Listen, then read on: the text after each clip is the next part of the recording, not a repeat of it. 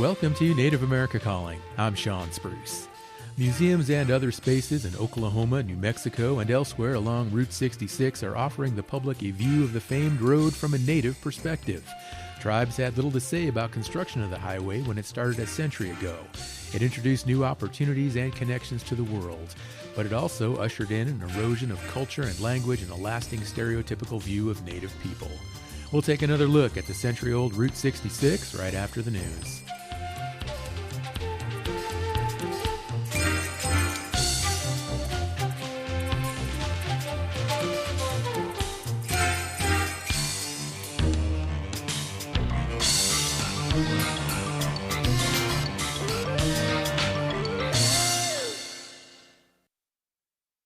This is National Native News. I'm Jill Freitas. In Oregon, a group of Siletz Indians are holding a presentation this Saturday to honor a humpback whale that washed ashore in Lincoln County last fall and died. As KLCC's Brian Bull reports, it's to help the non-natives understand the historical and cultural significance of these mammals. The Siletz sent a team in mid-November to do a traditional salvage of the whale, a common practice for coastal Native people for centuries. Lisa Norton is the tribe's chief administrative officer. She and several others will discuss whales through storytelling in a welcoming and open space near the Amanda Trail.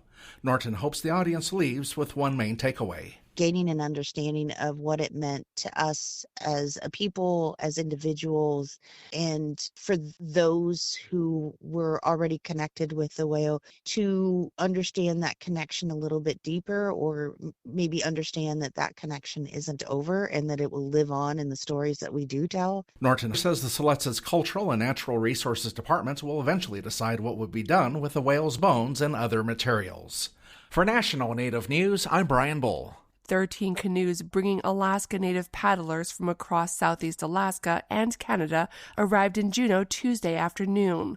The canoes landed in two separate groups, one in downtown Juneau and the other at a traditional Auk Village site north of town.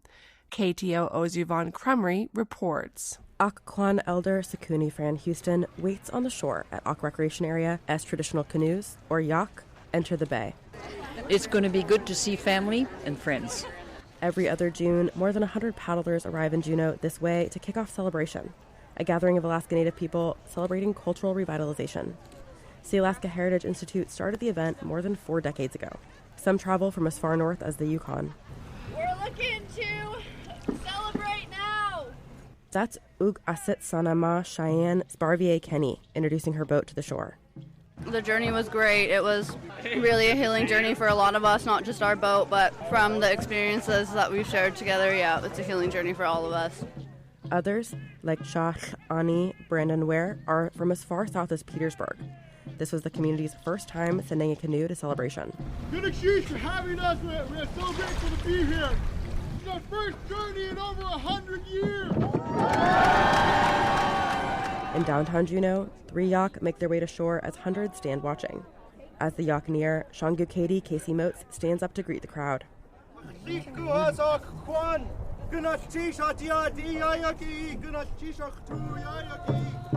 I had heard that I would never know my language. I'd never belong to a clan. I'd never have a name. I wouldn't know my songs. And to do this means everything in the whole world. Ashkuge Kayanasach Barbara Cariante Nelson is a council member and secretary at Douglas Indian Association. She was one of the original planners for the first ever celebration in 1982. As she watches the yak arrive downtown, she says that for Alaska Native culture to continue to flourish, the next generation has to be grounded in place. When you take a look around and you see our people of all ages and our youth and the young people that are singing and dancing, that they're connected to place, they're understanding and growing in their responsibility as Tlingit, Haidas, and Tsimshians. Celebration officially starts Wednesday with a grand entrance parade into Centennial Hall downtown. Over the coming days, there will be numerous events and ceremonies dedicated to honor and uplift Alaska Native culture. With reporting help from Clarice Larson, I'm Yvonne Crumry in Juneau. And I'm Jill Freitas.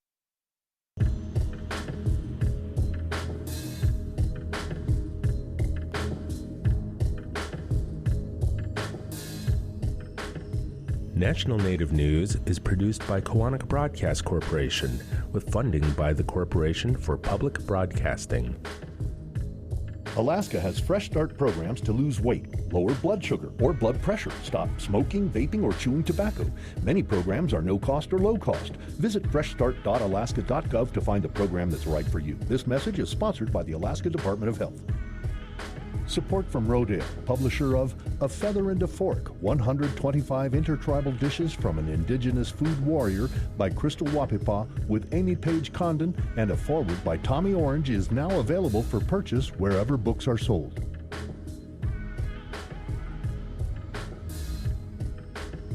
Native Voice One, the Native American Radio Network.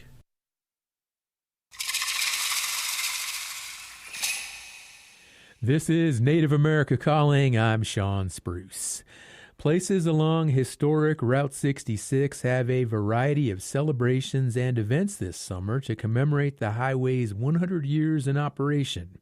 They also provide an opportunity for travelers looking to embrace feelings of the open road and classic American nostalgia to learn about the people, culture, and history along the way. One of the enduring problems with the 2,400-mile road is that it paved over many Native American cultures that it passed through, fanning the flames of Native American stereotypes and presenting a one-sided historical perspective. But as the Mother Road celebrates its 100-year anniversary, tribes, Native groups, and museums are taking time to tell a more comprehensive story about the effect Route 66 has had on the many Native nations it traverses. We'll talk with Native folks today about the work they're doing to take back the narrative. You can join us too. Tell us what you know about Route 66 and its impact on your Native community. We're at 1-800-996-2848. That number is also 1-800-99-NATIVE. Joining us from here in Albuquerque on Zoom is Gail Chihak. She is the Community and Partner Relations Director for the American Indigenous Tourism Association, and she is a member of the Klamath Tribe. Gail, good morning, and welcome back to NAC. Good morning. I'm glad to be here. I'm glad to have you on the show again, Gail. Joining me here in the studio in Albuquerque, we have Sean Price. He is a historian and the director of the T'Neh Navajo Cultural Program. He is T'Neh. Sean, welcome back to NAC as well. Great to have you here in studio. It's great to be here. Great to be a part of this topic. Thank you so much. Also joining us on Zoom today, but in Oklahoma City, Oklahoma, is Adrienne Lawley Hills. She is the Learning and Community Engagement Director for the First Americans Museum, and she is an enrolled citizen of the Wyandot Nation. Adrienne, welcome to Native America Calling. Good morning. Glad to be here. And joining us from just up the road in Santa Fe, New Mexico, we have Danielle Means. She is the Executive Director of the Museum of Indian Arts and Culture, and she is Oglala Lakota. Danielle, good morning. Welcome to the show. Good morning, and thank you for the opportunity to be involved. Absolutely. I appreciate everyone taking the time to speak with our listeners today. Gail, I want to begin with you because the American Indigenous Tourism Association has a Route 66 campaign to help acknowledge the road's centennial. What do you hope to accomplish? Well, we started this work on Route 66 in 2016. We published a American Indians and Route 66 travel guide in conjunction with the National Park Service. And since then, we joined the Road Ahead Partnership and are an official Route 66 Centennial project. And what we've done is we've identified over 30 tribes along the route that have over 140 different attractions and experiences that they can share with visitors. So we have a online destination website, Destination Native America, where we have the route and all of the attractions that we've identified on it. So that's everything from tours, or continuously inhabited villages like Taos and Sky City, living history villages like those at Cherokee and Choctaw.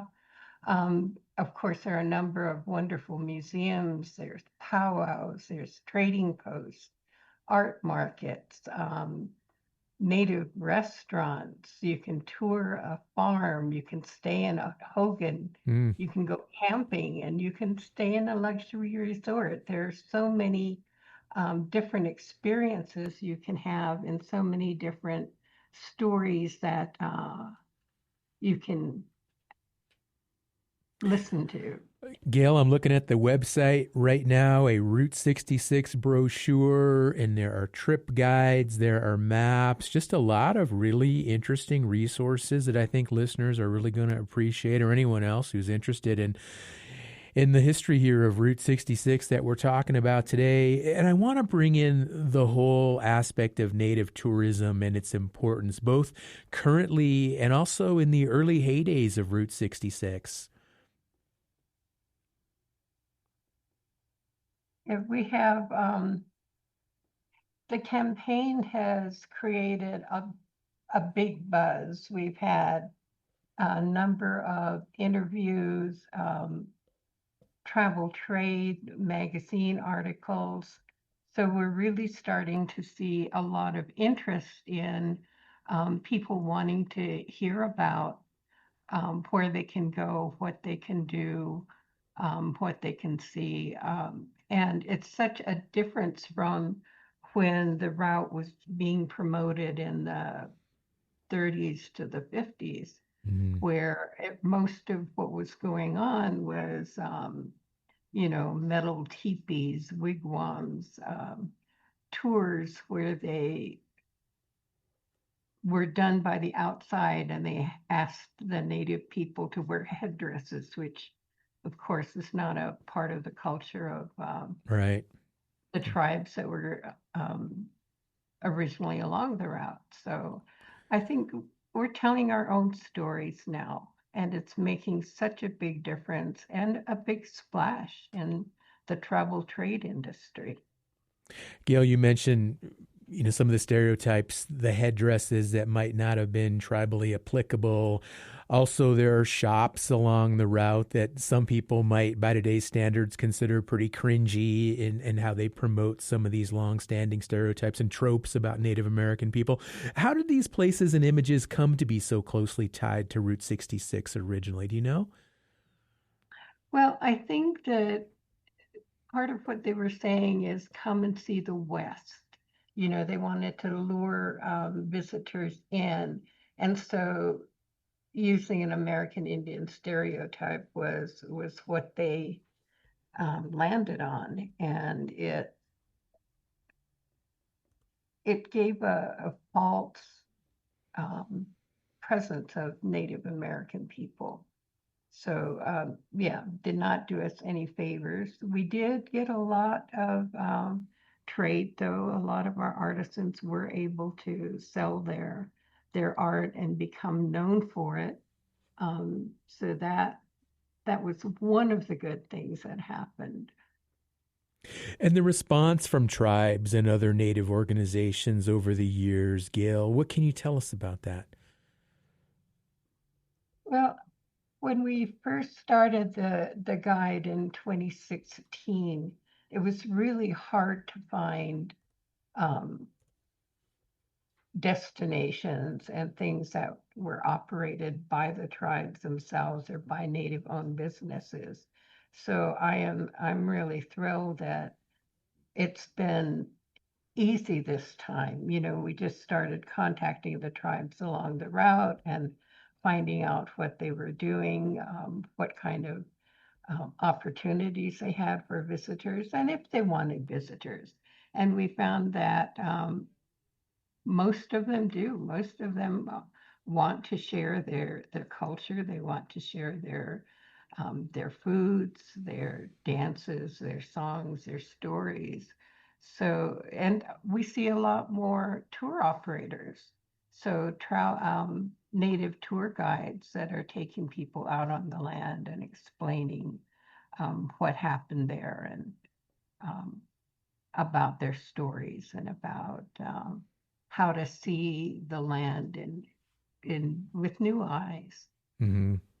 Gail, I'm most familiar with Route 66, the stretch that ran from Albuquerque through the Arizona state line, Gallup all the way into like the Flagstaff area. And for anyone familiar with that area, they will tell you that many of these types of shops, they still exist. Their shelves are still filled with products and imagery that is very stereotypical, mass-produced trinkets. Is there anything that your organization or anyone else can do to curb the use of some of those products? Or what are some other efforts that tribes are doing to take back this narrative that we're talking about today?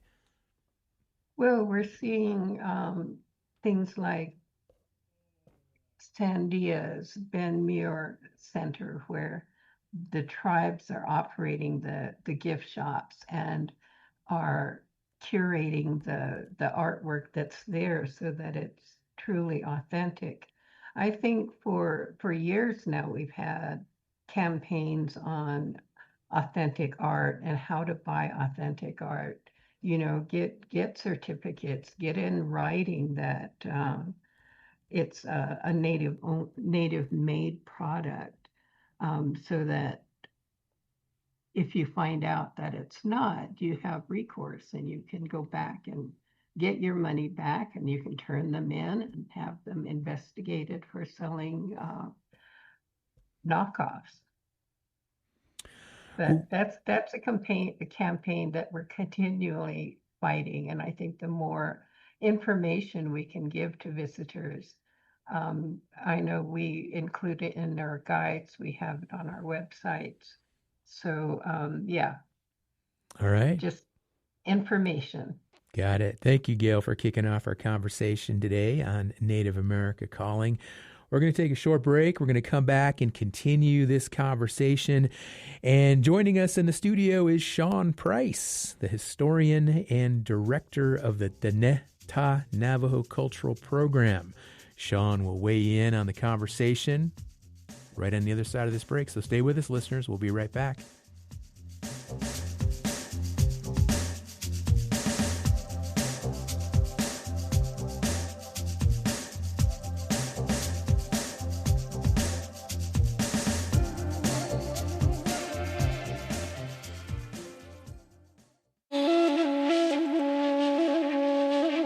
Six Virginia tribes are united in efforts to save the birthplace of a famed Native American leader from being plowed under for a housing and retail development. Among other accomplishments, Chief Powhatan was the father of Pocahontas, and he faced off against early English colonists in the late 1500s. We'll hear about Powhatan's birthplace and legacy on the next Native America Calling. Trickster Cultural Center, an authentic first voice of Native American cultural arts, will host the 2026 All My Relations celebration, honoring diversity through Native drum and dance, artistry, resource exchanges, and vendor fair. Trickster Cultural Center's All My Relations celebration is open to everyone at no charge June 20th from 2 to 6 p.m. in Schaumburg, Illinois. More under events at tricksterculturalcenter.org or at 847-301-2090. Trickster Cultural Center supports this show. We're glad you're listening to Native America Calling. I'm Sean Spruce, and we're talking about the Native perspective of Route 66. And you can share your Native perspective. Call us today. Join the conversation. The number is 1-800-996-2848. Once again, 1-800-996-2848. Our next guest, Sean Price, is the director of the Diné-Ta Navajo Cultural Program. He joins us now here in our Albuquerque studio. And Sean, as we heard earlier from Gail, there are differing narratives of Route 66 when it comes to its impact on Native Americans. But going back to its early days, how was the route detrimental to Native communities? Well, first, I want to thank you for this opportunity of being here today. Ya'at'e to my fellow Diné people who are out there. Route 66 has its origins long before it was a route. Native people followed the animal trails, And those animal trails eventually would lead to trails that Native groups would follow, eventually opening when, expansion does begin, colonization. Of course, you'll have events of like the Santa Fe Trail, eventually the railroad, and of course leading to Route 66. And just a little background on Route 66, if I may, before I get to your question. After World War I, there was a decentralized system in the roads. Most of the roads obviously were unpaved. There were no signs. There was no national highway system in place. There were some areas where there were paid tolls, and so Cyrus Stevens Avery, who was a Tulsa businessman, who was also part of the Oklahoma part of the Highway Commission, would want to centralize a better format of the road system.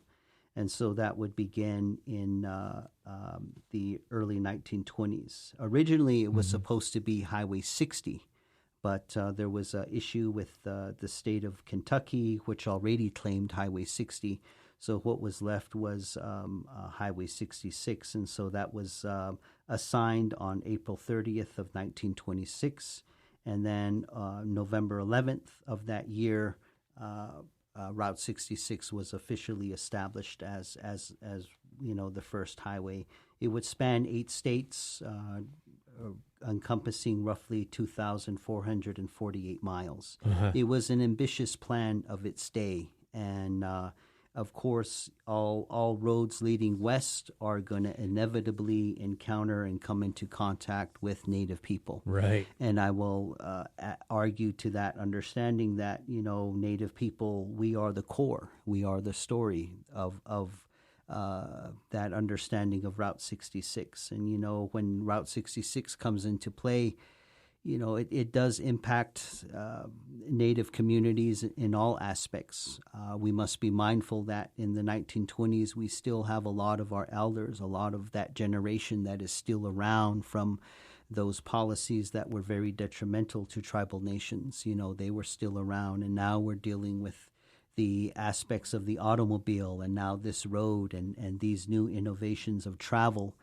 And these new innovations of travel are certainly going to, without question, impact tribal communities.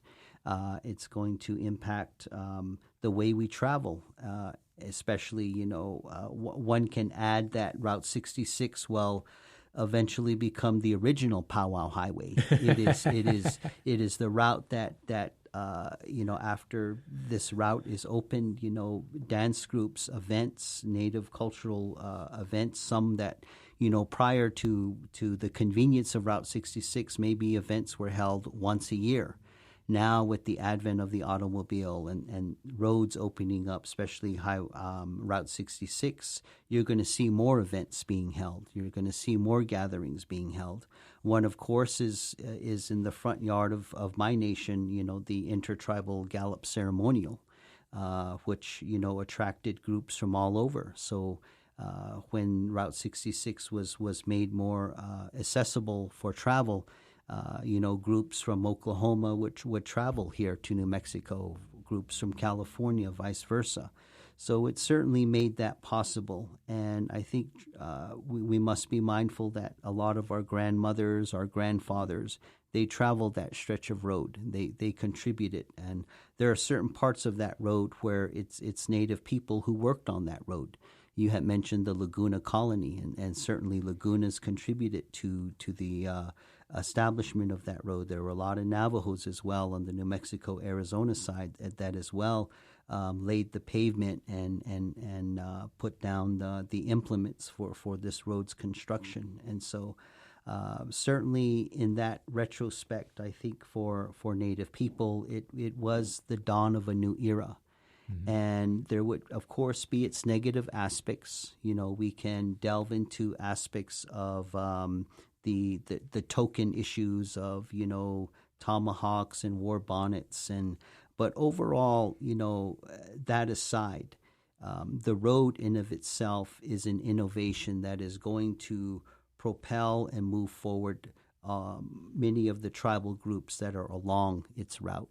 And today, when you see the various tribal industries, the various tribal enterprises that are along Route 66, and of course from the Pueblo of Laguna, your tribe, Route 66 Gaming Enterprise is an example of that. That goes back to our grandfathers, grandmothers who literally laid down the pavement for enterprises like that to be possible. And so I think overall aspect, our story is core to the story of Route 66. Sean, you've got a lot of knowledge. Thank you so much for giving us that background and expanding on the history here. Now, this Route 66 Centennial this year, why is it important for you to take part in this acknowledgement, and what do you have planned so far? Definitely. Well, as a historian and, of course, director of a cultural program, this year is very special. And for myself personally, I've be giving several lectures on the topic of Route 66. The title, of course, is Route 66 Travelers and Tribes, 100 Years. My first lecture will be on the 13th of this month. It will be at Fort Sumner Bosque Redondo Memorial. Then on the 20th, also Saturday, at Great Sand Dunes National Park in Colorado. And the 28th, which is a Sunday, at the New Mexico History Museum in Santa Fe, and other places throughout the rest of the year.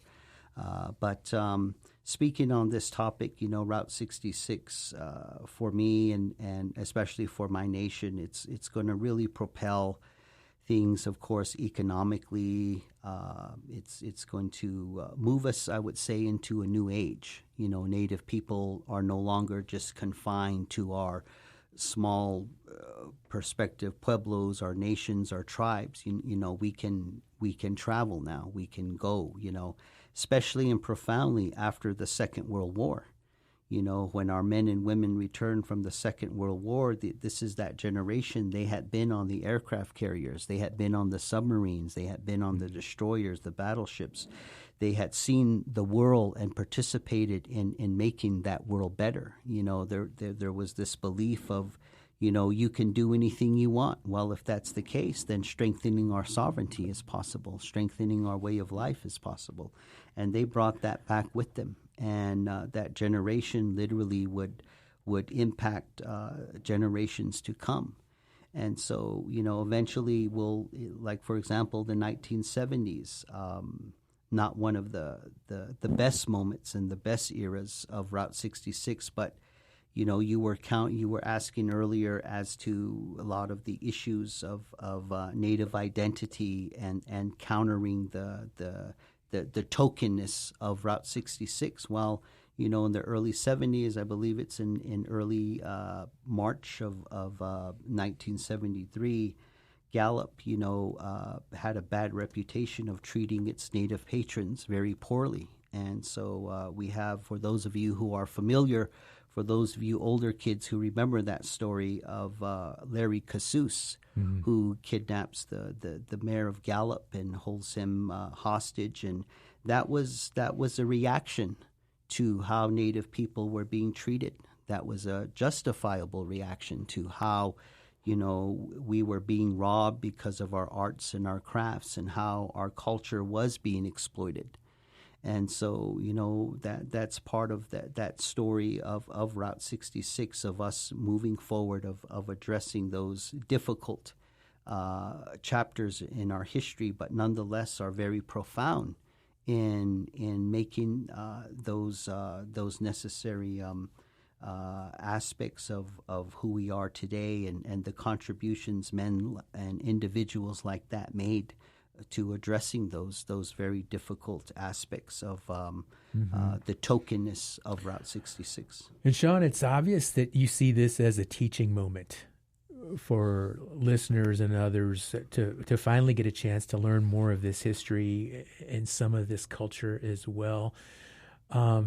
Fascinating to hear you describe it. It also reminds me, I remember hearing a story. My grandfather was a World War II veteran, and he was stationed initially out on the West Coast. And one of my uncles drove my grandmother and my dad and his siblings out to to the base where they were going to be staying, and they traveled on Route 66, and he described it like they had the car and they had water bottles, and they was just like traveling across the desert, because a lot of people used to break down on that road. It wasn't like traveling today, was it? No. You literally. I remember my great grandparents when I would travel with them, and I know they traveled Route 66, and back then, and I know many who are listening would concur with the fact that, our elders, when they traveled, they took everything with them, shovel, picks, what have you, because they would get stuck in the road, and they needed those implements to help them. They would take food with them, everything. And it's just a far cry from today, how we travel, the conveniences of things. Cruising along in our SUVs with air conditioner full blast and listen to our Bluetooth music. Yeah.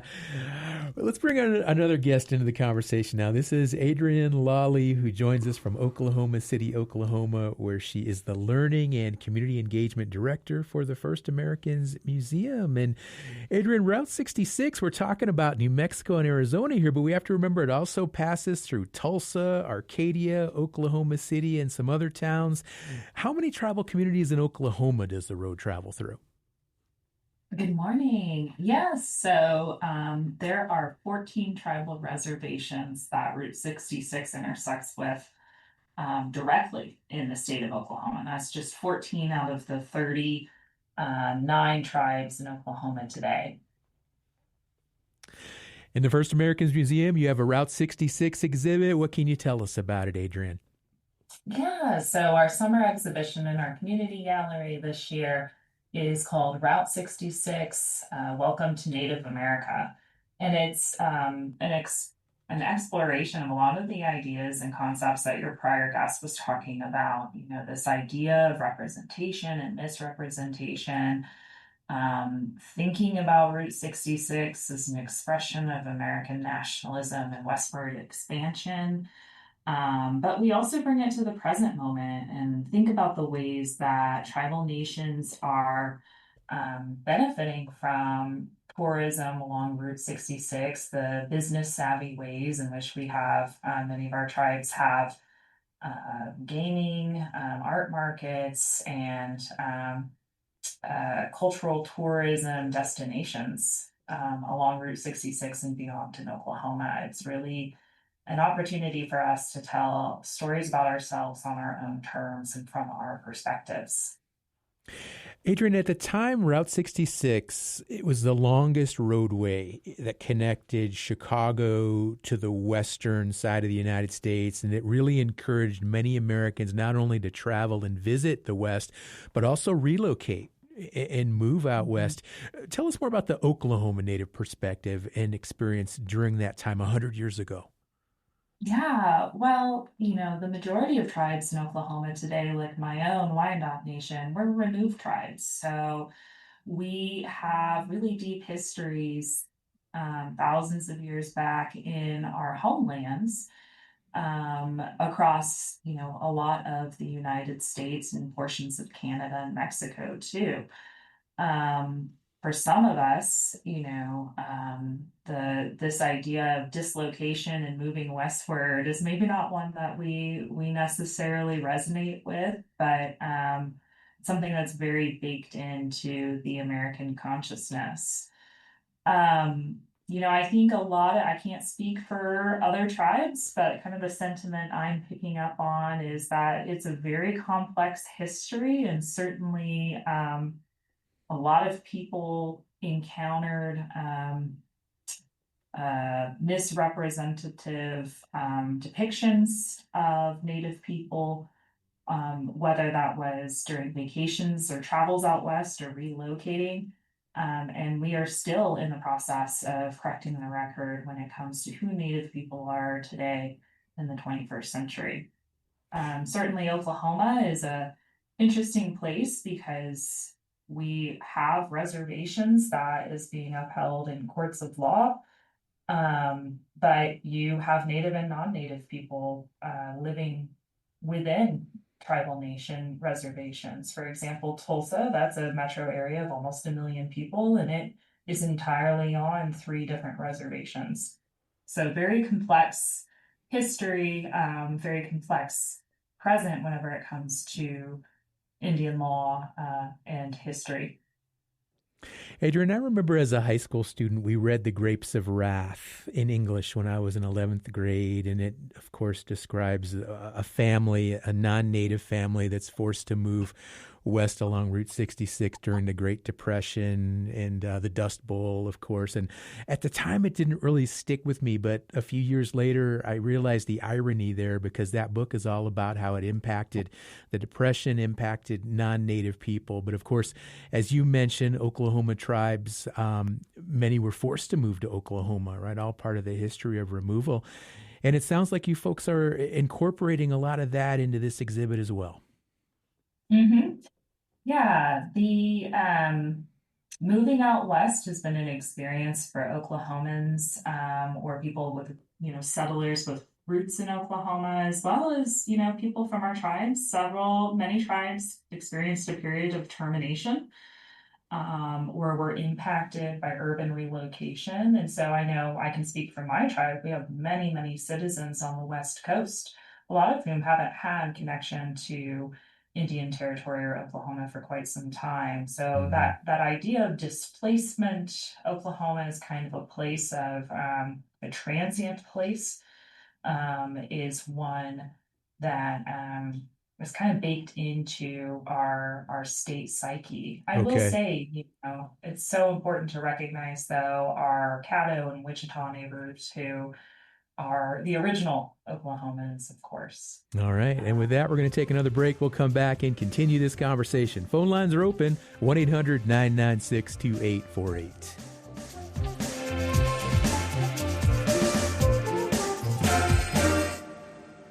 Support from Davis Keelan Law Firm, a New Mexico firm standing with Native families suffering catastrophic loss. When tragedy strikes Indian country, Davis Keelan fights to restore stability, dignity, and justice, bringing a voice to Native families and communities for 20 years. More information, daviskeelan.com.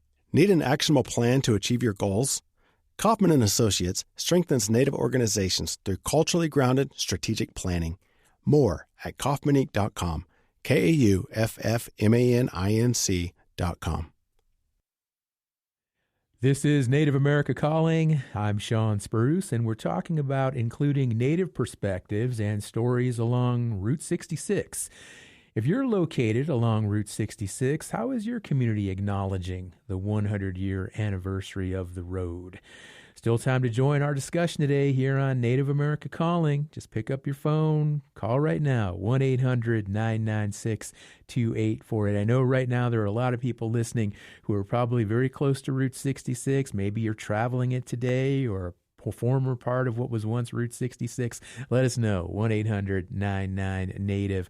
One of our guests today, Adrian Lawley Hills, is the Community Engagement Director for the First Americans Museum. And Adrian, earlier before break, you talked about the exhibit that the museum has to celebrate and acknowledge Route 66. And it does include some of that kitschy, stereotypical stuff that we were talking about with our other guests earlier. And I wanted to ask you, why is it important to add those elements to the exhibit? And how do the other exhibit items and Native artists respond to that?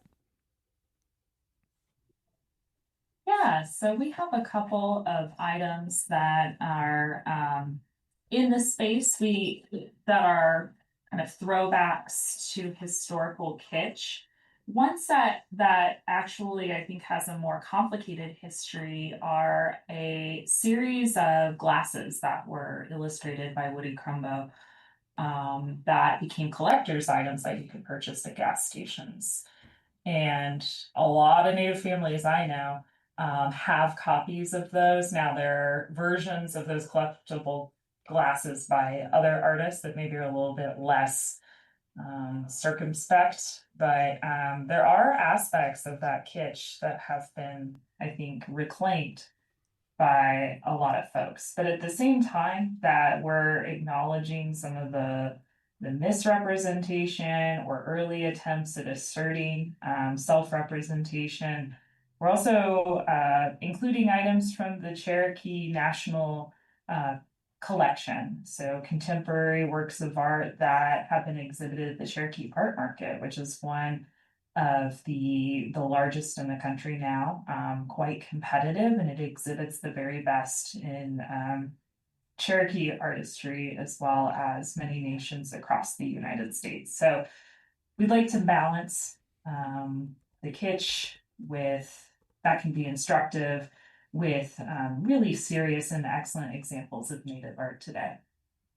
Thank you, Adrienne. Let's go to the phones now where we have Michael listening in Jemez Pueblo. He's tuning in on Radio KUNM out of Albuquerque, New Mexico.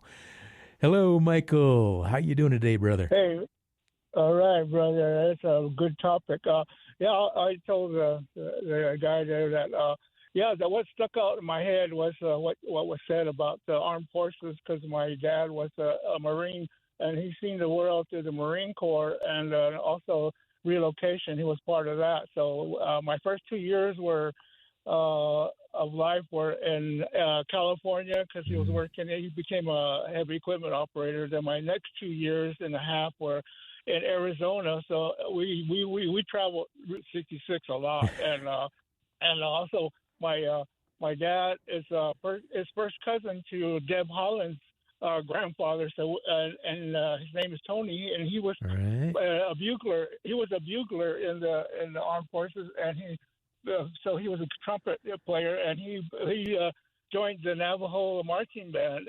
And one of his daughters, it might have been Deb Holland's mom, was also in there. I think she played clarinet. So we used to go to the Flagstaff Intertribal and the Gallup Intertribal to watch them. So want to shout out to Deb Holland. She won her primary, and hopefully she'll be in the roundhouse. She'll be in the governor's match in Santa Fe in November, and it will help all the tribes, especially in New Mexico, since she'll be the governor of New Mexico.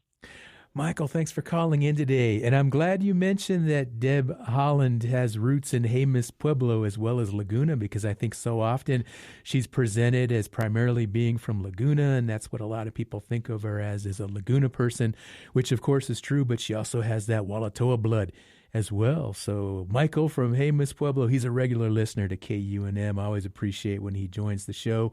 1-800-996-2848 for any other listeners who would like to join us now. Maybe you also have stories about traveling up Route 66 back in the day. Maybe you know what it's like to have broken down on Route 66 back in the day. Give us a call. Let us know. 1-800-996-2848. Let's talk about another exhibit now that is acknowledging this centennial of Route 66. And to do that, joining us now from Santa Fe, New Mexico, is Danielle Means. She's the executive director of the Museum of Indian Arts and Culture. And Danielle, hello again. Welcome to the show. And tell us, what stories and themes are shared by this exhibit titled Route 66 is Indian Country? I like that, by the way, the title. Thank you, Sean, and thanks for the opportunity to join the conversation here. I think, like Adrienne, our exhibit really does delve into some of the issues around Route 66, but also the celebratory nature of Route 66. And I can say, Sean, we actually have on display one of the Gallup Intertribal ceremonial princess crowns.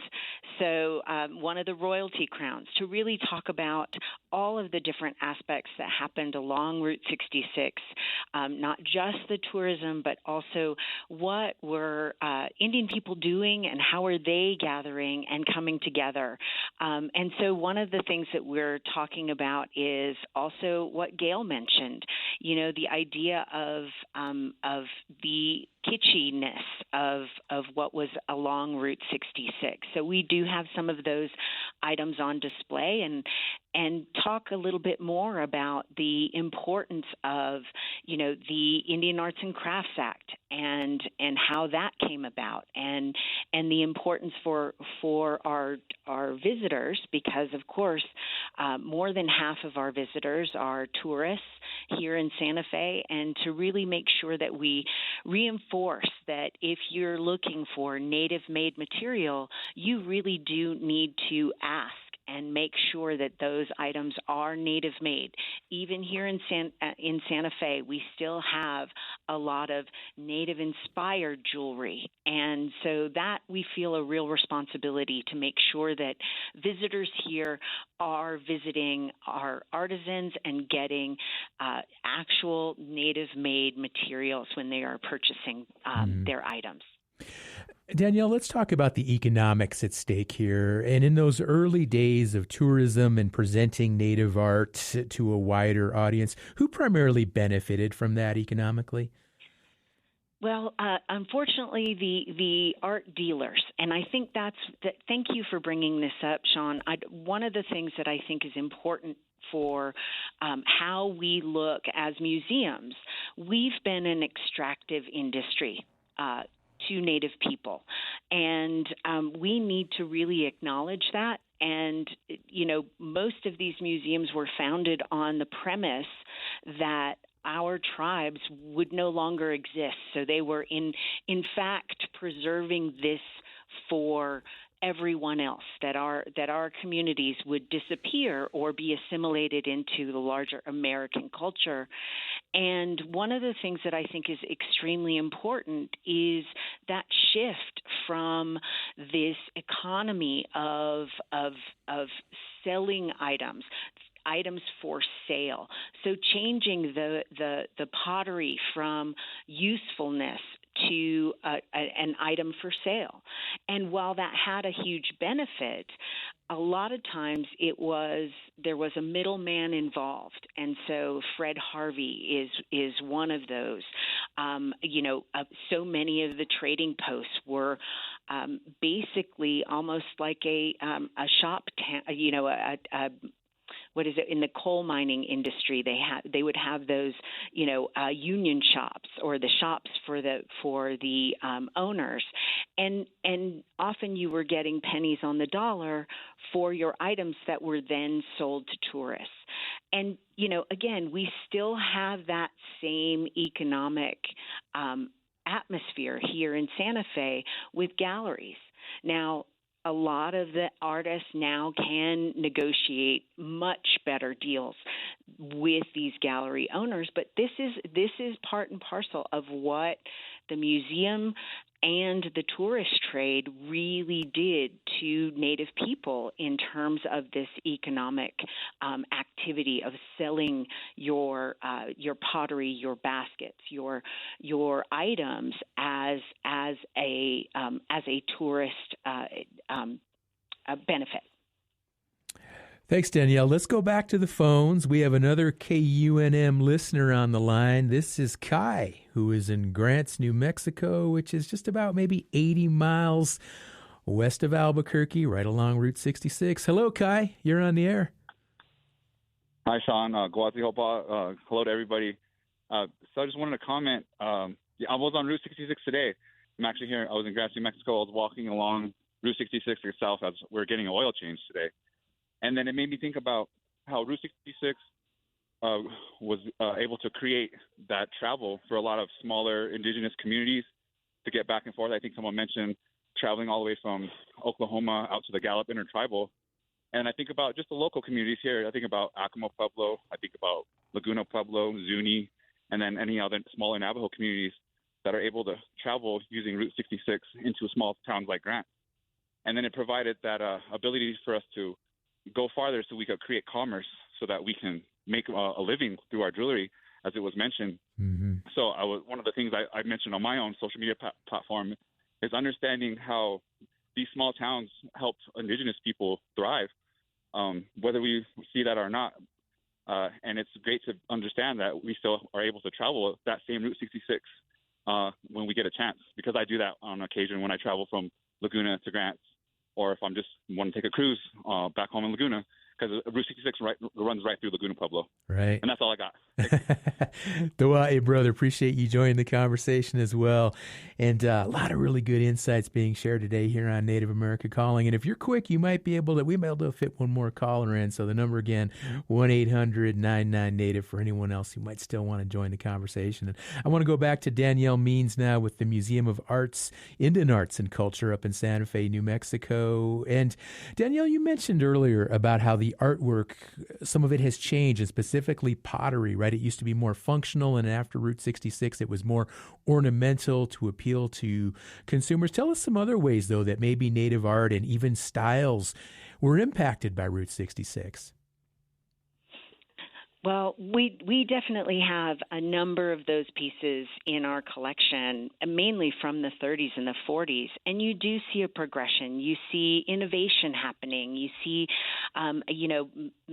taking some chances with different forms and different ideas, and so there's definitely that positive benefit of not only the economic impact, but also the artistic impact of where trying to meet the tourists where they were, and innovation and how we look at jewelry and pottery and basketry in a different way now.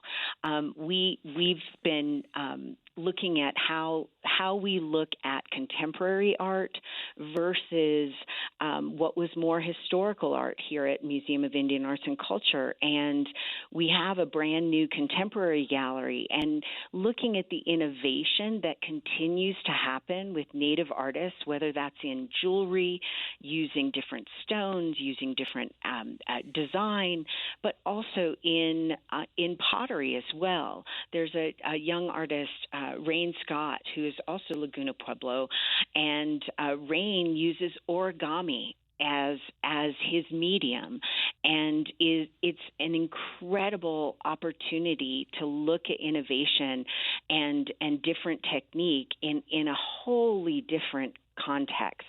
And so I think that's one of the major positives that happened from Route 66 is that artistic innovation to meet your customers where they were asking for items. Thank you so much, Danielle, for joining the show today. We're beginning to wind down. We still have a few minutes before we have to wrap up, and I want to go back to our in-studio guest, Sean Price, director of the Deneta Navajo Cultural Program. And Sean, we're just getting a lot of really interesting insights, perspectives from different Native folks and communities all along what was once Route 66. In some ways, it still is part of Route 66. What else do our listeners need to understand, though, about this issue, about this centennial, before we wrap up the show? Sure, no problem. I appreciate that. Thank you. Route 66, along its original route, there's only one part and one state where Route 66 kind of, veers off. And of course, it has to be here in New Mexico. And that goes back to in November of 1926, there was a very heated and contested governor, the election for governor during that year. And so then Governor Hannett, who was a Democrat, would lose his incumbency to another gentleman by the name of Dillon, and Dillon was a Republican. And so Hannett, with his remaining time in office, at that time, Route 66 went from Santa Rosa all up, and it went towards Santa Fe, then down into Albuquerque. And so Hannett used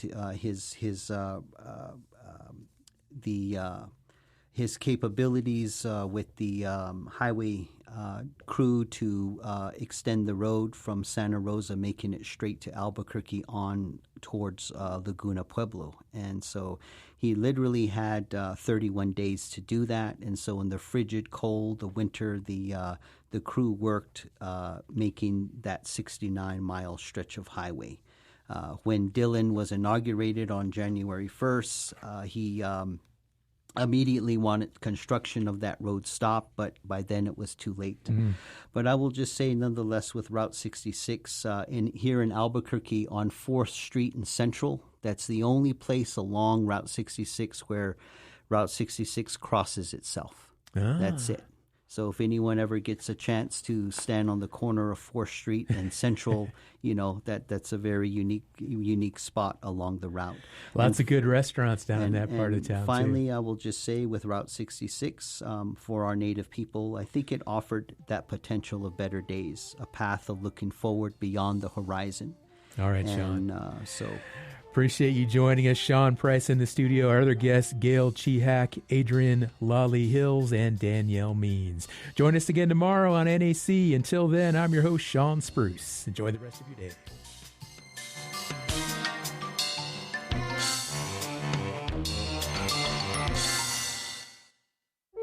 Grand Canyon Conservancy fosters visitor engagement with the landscape through learning, discovery, and stewardship. The Grand Canyon Conservancy Field Institute provides immersive and educational adventures designed in partnership with Grand Canyon National Park, including day hikes for the family, once-in-a-lifetime backpacking trips, and art classes with expert instructors. More at grandcanyon.org.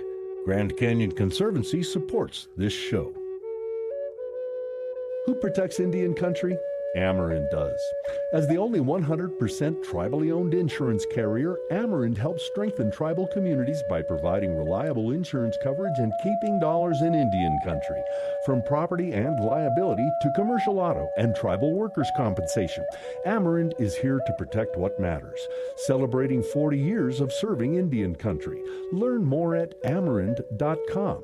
That's AMERIND.com.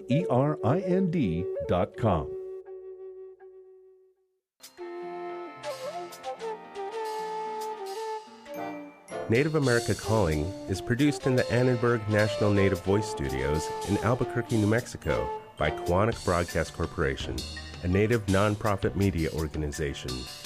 Funding is provided by the Corporation for Public Broadcasting with support from the Public Radio Satellite Service.